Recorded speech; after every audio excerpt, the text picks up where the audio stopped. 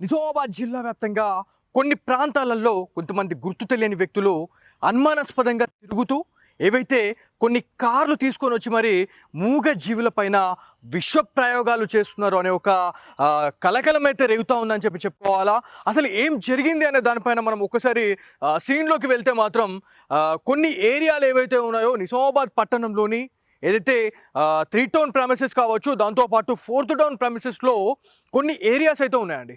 So ఆ areas ఏవైతే ఉన్నాయో ఆ ఏరియాలలో కొంతమంది అనుమానాస్పదంగా కొన్ని వెహికల్స్ని తీసుకొని రావడం, కార్లలో తీసుకొని వచ్చి ఏవైతే కార్లు తీసుకొచ్చి అక్కడ రోడ్ల పైన సేద తీరుతున్నటువంటి ఏవైతే గోవులు ఉన్నాయో ఆ గోవుల పైన అయితే మత్తు పదార్థ అంటే మత్తు ఇంజెక్షన్స్ ఏవైతే ఉన్నాయో అవి ఇచ్చిన తర్వాత అవి పూర్తిగా అన్కాన్షియస్ అయిపోయిన తర్వాత వాటిని లిఫ్ట్ చేసుకొని మరి ఆ కార్లు ఏవైతే వాళ్ళు తెచ్చుకున్నటువంటి కార్లు ఏవైతే ఉన్నాయో ఆ కార్లలో తీసుకొని వాళ్ళు వెళ్ళిపోతున్నారు అని చెప్పేసి మనకైతే ఒక సమాచారం అయితే వచ్చింది. సో తాజాగా దాదాపు ఒక 4-5 రోజులుగా కూడా ఇట్లాంటి ఇన్సిడెంట్ అయితే నిజామాబాద్ జిల్లాలో చాలా చర్చనీయాంశంగా మారినాయి, కలకలం రేపినాయని చెప్పుకోవాలి. ఎందుకంటే ఏవైతే రోడ్ల పైన సేద తీరుతున్నటువంటి ఏవైతే గోవులు ఏవైతే ఉన్నాయో ఆ గోవులని టార్గెట్ చేస్తూ కొంతమంది ఒక ముఠాలాగా ఏర్పడి వీటినైతే అవి చోరీ అయితే చేస్తూ ఉన్నారు అని చెప్పి తెలుస్తూ ఉంది.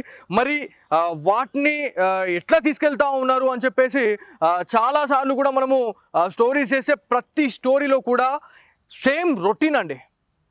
సో ఏదైతే బోధన్లోని శ్రీచక్ర ఏదైతే మనకి చక్రేశ్వర ఆలయం అని చెప్పుకుంటూ ఉంటామో, చక్రేశ్వర ఆలయానికి క్వైట్ ఆపోజిట్లోనే దాదాపు ఒక 4 నెలల కిందట సో అక్కడ సేద తీరుతున్నటువంటి ఆ గోవులు ఏవైతే ఉన్నాయో ఆ గోవుల పైన కూడా సేమ్ విష ప్రయోగం అంటే ఏదైతే మనకి మత్తు పదార్థం ఏదైతే వాళ్ళకి ఇంజెక్షన్ ఇచ్చి స్పృహ కోల్పోయిన తర్వాత వాటిని లిఫ్ట్ చేసుకొని ఏవైతే వాళ్ళు తెచ్చుకున్నటువంటి టవేరా వెహికల్స్ కావచ్చు, లేకపోతే స్కార్పియో వెహికల్స్, లేకపోతే ఇన్నోవా వెహికల్స్ ఏవైతే ఉంటాయో ఆ పెద్ద పెద్ద వెహికల్స్లో బ్యాక్ సైడ్ ఏవైతే ఉంటాయో 9 సీటర్ కార్స్ ఏవైతే ఉంటాయో వాటిని మాత్రమే ఈ దుండగులు అయితే ప్రిఫర్ చేస్తూ ఉన్నారు. వెనుక ఉన్నటువంటి సీట్స్ ఏవైతే ఉంటాయో పూర్తిగా ఇప్ప తీసుకొని దాంట్లో ఎన్ని గోవులు దొరికితే అన్ని గోవులని వేసేసుకొని మరి వాళ్ళు నిజామాబాద్ జిల్లాలోని కొన్ని ఏరియాలకు తరలిస్తూ ఉన్నారా లేకపోతే రాష్ట్రాలు దాటిస్తూ ఉన్నారా అనే దానిపైన కూడా ఖచ్చితంగా మనం మాట్లాడుకోవాలా.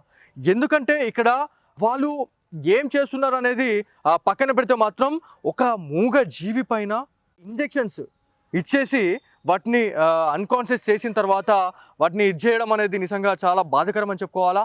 సో తాజాగా దాదాపు ఒక 3 టౌన్ ప్రెమిసెస్లో నియర్ బై లొకేషన్లో ఒక గుర్తు తెలియని వాహనంలో అక్కడ సేద తీరుతున్నటువంటి గోవులు ఏవైతే ఉన్నాయో రోడ్ల పైన వాటిని చూసేసి పక్క రెక్కి చేసి ఎక్కడెక్కడ ఆవులు ఉన్నాయి, ఎక్కడెక్కడ గోవులు ఉన్నాయి అనే ఒక సమాచారంతో వాళ్ళు ఒక స్కెచ్ ప్రకారం ఇదంతా కూడా వాటిని మత్తు పదార్థాలు ఇచ్చి అన్కాన్షియస్ అయిన తర్వాత స్పృహ తప్పి పడిపోయిన తర్వాత వాటిని లిఫ్ట్ చేసుకొని ఆ వెహికల్స్లో వేసేసుకొని వాళ్ళు పారిపోతున్న పరిస్థితి ఉంది.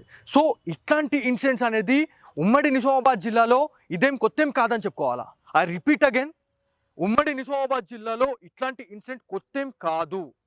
ఎందుకంటే మనకి ఉమ్మడి నిజామాబాద్ జిల్లాలోని కామారెడ్డి బాన్స్వాడ సో బాన్స్వాడలోని ఒక ఏరియాలో దాదాపు వాజిత్ నగర్ అనే ఒక ఏరియాలో కూడా సేమ్ ఇలాంటి తతంగమే అనేది జరిగింది. సో రోడ్ల పైన సేద తీరుతున్నటువంటి ఏవైతే గోవులు ఏవైతే ఉన్నాయో వాటిపైన విష ప్రయోగాలు చేసి అంటే మత్తు ఇంజెక్షన్స్ ఇచ్చేసి అవి అన్కాన్షియస్ అయిన తర్వాత వాటిని లిఫ్ట్ చేసుకొని కార్లలో వేసుకొని వెళ్ళిపోయిన ఫుటేజ్ కూడా మనం గతంలో స్టోరీస్ చేయడం జరిగింది. ఇవన్నీ కూడా సేమ్ అదే స్టైల్లో వాళ్ళు ఇవాళ చేస్తూ ఉన్నారు. అంటే అదంతా కూడా ఆ ముఠకు సంబంధించినటువంటి వాళ్ళుగానే ఇవాళ మళ్ళీ అనుమానం పడాల్సిన అవసరం ఎంతైనా ఉంది. ఎందుకంటే 3 days కాకముందే మళ్ళీ ఇవాళ 4th టౌన్ ప్రెమిసెస్లోని ఏదైతే మనకి ఆకులే పాపయ్య ఇల్లు అనేది ఒకటి ఉంటుంది, అక్కడ ఆ ఏరియా ఏదైతే ఉంటుందో ఆ ఏరియాలోనే ఇదంతా కూడా జరిగింది.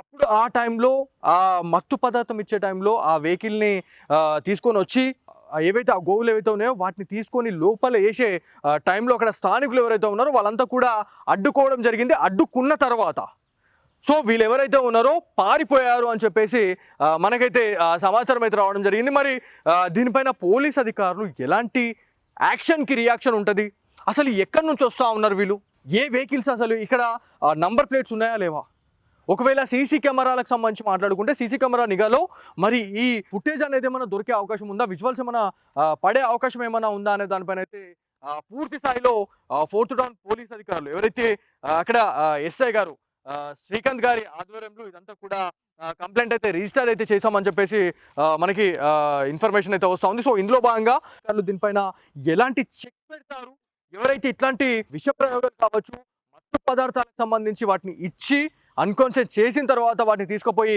ఏదేదో చేసేసి ఈ ఏరియాలలో పదే పదే మల్టిపుల్ టైం తిరిగినా కూడా ఖచ్చితంగా మీరు డైల్ 100కి అయితే కాల్ చేసి ఖచ్చితంగా పోలీస్ అధికారులకి ఇన్ఫర్మేషన్ ఇవ్వాలని చెప్పేసి చాలా మంది పోలీస్ ఆఫీసర్, దాంతోపాటు నిజామాబాద్ కమిషనర్ అయినటువంటి సాయి చైతన్య గారు కూడా ఒక ప్రకటన అయితే ఇవ్వడం జరిగింది. ప్రతి ఏరియాలో ఎవరైనా అనుమానాస్పదంగా ఎవరైనా కనిపించినా కూడా మీరు డైల్ 100కి కాల్ చేయండి. డైల్ 100 కాల్ చేసిన వెంటనే మా పోలీస్ అధికారులు వచ్చి వాళ్ళని పట్టుకునే పరిస్థితి ఉంటుంది. మీరు ఎంత తొందరగా మాకు ఇన్ఫామ్ చేస్తే మేము అంత తొందరగా వాళ్ళని పట్టుకునే విసులుబాటు ఉంటుందని చెప్పేసి కూడా పోలీస్ అధికారులు అయితే చెప్తా ఉన్న పరిస్థితి ఉంది. సో ఏదేమైనప్పటికీ ఉమ్మడి నిజామాబాద్ జిల్లాలో ఇదొక హాట్ టాపిక్గా మారిపోయిందని చెప్పుకోవాలి. ఎందుకంటే ఎక్కడ చూసినా కూడా ఈ గోవులకు సంబంధించి మత్తు పదార్థాలను ఇచ్చి వాటిని ఎత్తుకొని పోయి ఎక్కడెక్కడికి పంపిస్తూ ఉన్నారు వాటిని అనే దానిపైన అయితే చాలా వరకు చర్చనీయాంశంగా మారుతున్న పరిస్థితి ఉంది.